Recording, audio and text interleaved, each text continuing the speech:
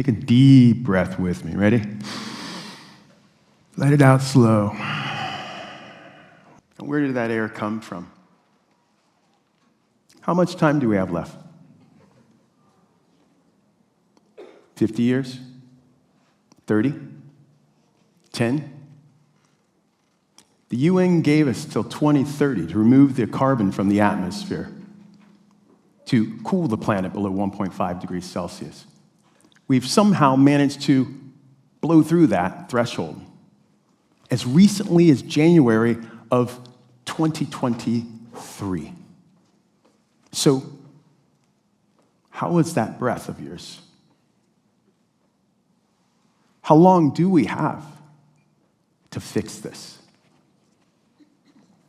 The Pentagon declared climate change a national security threat in 2014. I learned this some 5 years later while driving back from chaperoning our kids with some adults in the car from the global climate strike, the march they had with some other 100,000 students in San Francisco. Now, the kids walked out of school that day to strike for climate, to get the attention of adults and government leaders worldwide, and we heard them. But hearing the data, that information, that the military had declared climate a national security threat, made our kids' calls all the more urgent. Being parents, we decided we needed to do something. So we got together, we actually did. We got together with local other residents and a group of policymakers, and we bound together and created a direct action group to plant trees for climate. So we researched planting trees at scale and how climate change would impact our island community. You see, we live on the island city of Alameda, California, in the San Francisco Bay, with some other 76,000 residents. And we chose to adopt that UN goal of 30% by 2030 for our city as well. So we knew we had to plant a lot of trees. We also learned that the number one cause of death in climate change, who knows it? Anyone? Urban heat. Urban heat. Remember that heat dome? So, with urban heat being the number one cause of death, we knew we needed to plant large shade trees.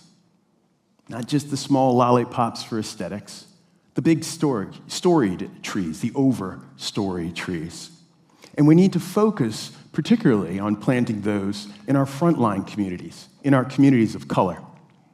So there's this great website which really helped us figure that out by the American Forest Foundation called Tree Equity Score. Now, Tree Equity Score shows you in your city and in ours, it showed us where all the trees are, how many they are, and where they're the fewest, and where you need to plant them to get your canopy up to 30%. Now, it showed us that in our city, the west end of town had fewer trees than were on the east end of town, something we had no idea. You know, you drive through town, you just see trees, thinking you have enough trees. Well, check out the data. And in being data-driven, it showed that the west end was more undertreed than our east end. And this is due to historical redlining and past practices of discriminatory policymaking and underfunding for the West End community. So Tree Equity Score also showed us we needed to plant 3 times the number of trees on the West End. And to be successful in doing that, we knew we needed to engage the residents of the West End to plant trees. It is about local ownership, right down to the roots. Our city's climate action plan showed us that our city could sustain, on average, 1 new tree per capita resident. Now, 1 new tree per capita resident meant about 80,000 new trees. But who wants to be average? Average isn't good enough. And as a parent, I ask you to ask yourself, as we did, what would you do? So, seeing average as a Pareto distribution, the 80-20 rule, the 80-20 principle, we decided that instead of average, we're going to add in that other 20,000 trees to plant 100,000 trees for our city, for our children, and for the planet. That was the birth of 100,000 trees for humanity. An initiative, an urban initiative, to plant one new tree per capita resident in every urban city across the country. We're organizing cities and community groups and academic institutions to hit that goal of one tree per resident by 2030 for climate, for equity, and for public health. To focus on neighborhoods adjacent to and where transit corridors run through, because 70% of all our air pollution and carbon emissions comes from transit and transportation. Also, to offer good-paying jobs linked to future workforce careers, and to link tree funding to climate and public health goals. And the initiative is catching on. Now, this year, 2024, is the hottest year on record. The planet, as we already said, has surpassed 1.5 degrees Celsius every month consecutively since last January of 23. We now have more extreme weather, more extreme and costly and more deadly weather events, and they're happening at a faster pace. So we know that science shows us that planting trees is our solution to increase urban tree canopies, to clean our air, cool our communities, to provide that habitat for more and vibrant biodiversity. Fun fact, I love that line. Fun fact. Thanks, Bernardo. You know the sound of birdsong reduces stress in the body, which over time reduces trauma from the body. More trees, more birds, happier communities. So, trees do many things. They capture and sequester carbon. They clean and filter our air and provide that habitat and biodiversity while restoring our climate. We're organizing communities to plant the right tree in the right place at the right time with the right people and for the right climate reason. And with the federal IRA funding, that's really helped to jumpstart and to fast-track climate investments into our urban communities to get more trees in the ground. And it's really fascinating after we got started to really learn, not just where does that oxygen come from, but what is a tree really providing us in our communities and for the environment. Trees create oxygen. They do, but they also clean our air. Pine trees, the conifers, trees with needles on them. Your pines, your sequoias, your firs, all those absorb toxic gases from the atmosphere while providing clean oxygen. You know, that pine fresh smell? That is because your air is cleaner where those trees exist. Trees cool our communities and city streets. Research by a colleague of mine, Dr. Jeanette Harton out of UC Riverside. She did a study 2 years back, and they found that even planting trees in the desert, the shade from the tree cools the asphalt in as much as 70 degrees in the summertime. Trees save lives. Tree-lined streets reduce traffic speeds. Why? The biophilic effect, or just the ability to see green, has an immediate effect on our bodies, as much as the physical effect of having something lined to slow us down. But even more staggering is the ROI on trees. Any municipal types here, or government or public officials, love ROI. Here's your data. A 2016 study by the U.S. Forestry Department found that for every dollar invested in a street tree on a city street, that $1 returns $5.82 in benefits in 4 to 6 years. Now, that's not in 20 or 30 years when that tree becomes fully grown. So, if the ROI is almost 600% on this, and that doesn't include the health benefits I previously talked about, what is that talking about? It's talking about the green infrastructure benefits. Now, I don't know about you, but my father always said, money doesn't grow on trees. He didn't know the full picture. Now, California has 9 million street trees. Now, that's on our city streets, not out in the wildlands or in the forest area of Tahoe and the mountains, just city streets, 9 million trees. Those 9 million trees generate, on average, $10 million a year on carbon storage. That's about $1 a tree. $18 million in removing air pollutants, about $2 a tree. $41 million in catching rainfall, otherwise known as stormwater diversion.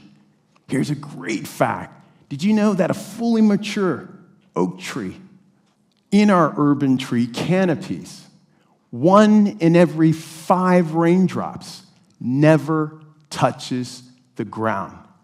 1 in every 5 is 20%. It's the Pareto rule all over again. 20% never hits the ground. The more trees, the less groundwater flooding. Check the bottom line. $839 million in boosting property values. That's $93 a tree.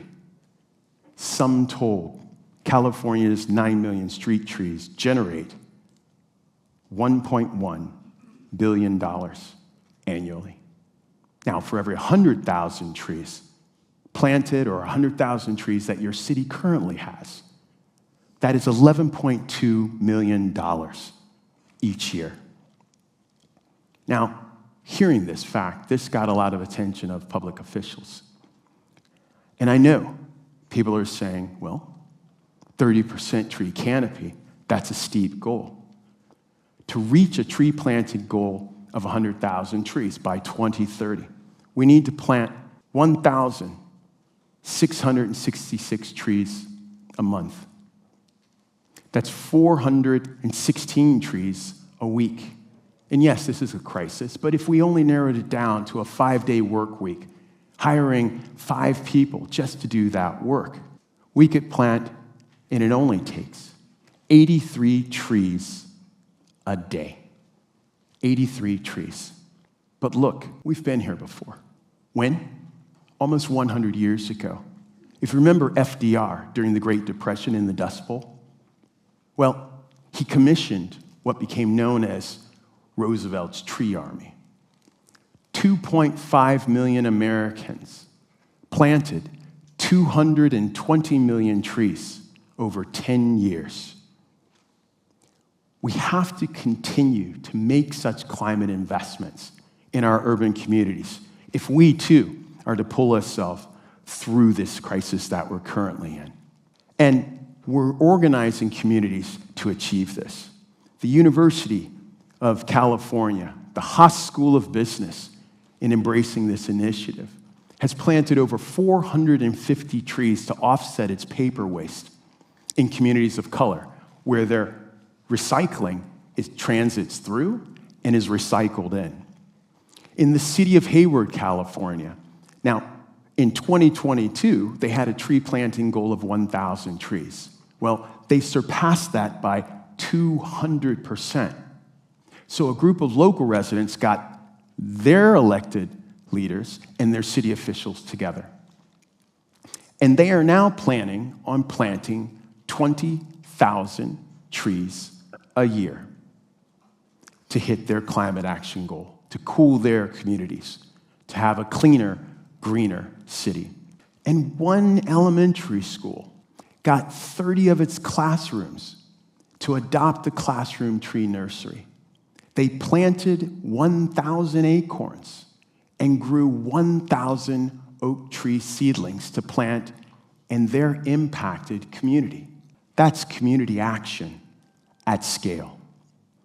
We can bend the curve on this climate crisis by organizing communities to plant the right trees in the right place in their cities, using data-driven, nature-based solutions for equity and to increase biodiversity, building upon existing policies like the UN's IPCC goal and the Sustainable Development Goals, the Justice 40 of our own federal government, and in California, our 30 by 30 plan. It's time to get local. It's time to get hyper-local, to organize our communities to become the solution by planting trees and advocating to local governments to increase and reprioritize their budgets to plant trees at scale locally to 30% for people and for the planet. This is an initiative we've launched by community and for community resilience to accelerate carbon sequestration, restore the climate, and cool our communities. And though the data shows that there's some dark days ahead, we know we must organize now and act. As in the words of Greta Thunberg, we need to act as if our house is on fire, because it is. For even if I knew that tomorrow the world would just fall apart, I'd still go out today and plant a tree. The best time to plant a tree may have been 20 years ago, but the next best time is right now. Thank you.